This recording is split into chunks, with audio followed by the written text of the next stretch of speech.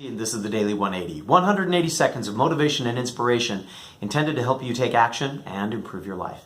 Today is episode 93 of the Daily 180, and we are continuing our series, short series, a weekly series on giving and how that might apply in each of the different facets of life as we deal with them.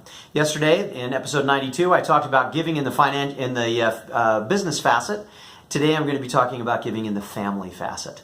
And really, as I thought about that, there's all kinds of ways that we can talk about it, but I want to focus on three really simple and I think in many ways very profound ways that we can talk about giving in the family facet. The first one is doing the dishes. Nobody likes doing the dishes, and if you're like me, your family has a pattern, a system built up for how to handle with the dishes. Most of the time, at least in my experience, most of the time it seems like that is taken on, at least in a lion's share of situations, by mom. Whoever is the mom in the family, whoever has that set of responsibilities, probably does more dishes than anybody else. And even when people are participating in doing the dishes, mom is the one that's organizing. She generally has to restack the dishwasher if we've got one. She's also the one that rinses the dishes to make sure that everything's fine. Cultural norms aside, gender roles aside, doing the dishes is an expression of love and of support. It says, I am willing to take a little bit of my time to make your life a little easier so that you perhaps do not need to do that. Do the dishes.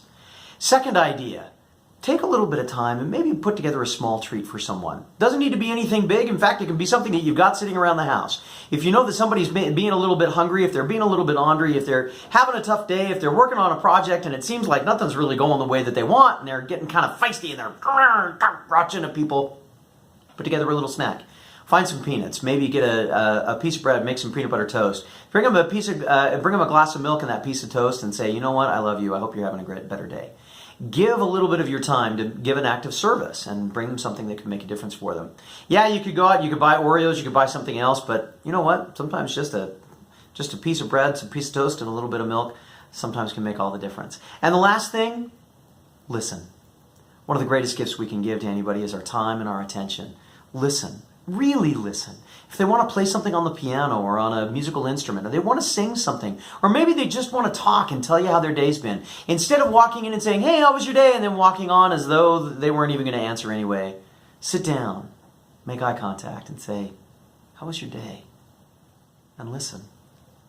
Those three things are pretty easy. They're pretty simple. Choose one. I encourage you as your takeaway for today, choose one. And make that the thing that you do today to make your family a little bit better. My name's Todd Wente. This has been the Daily 180. Go forth and conquer. We'll see you next time.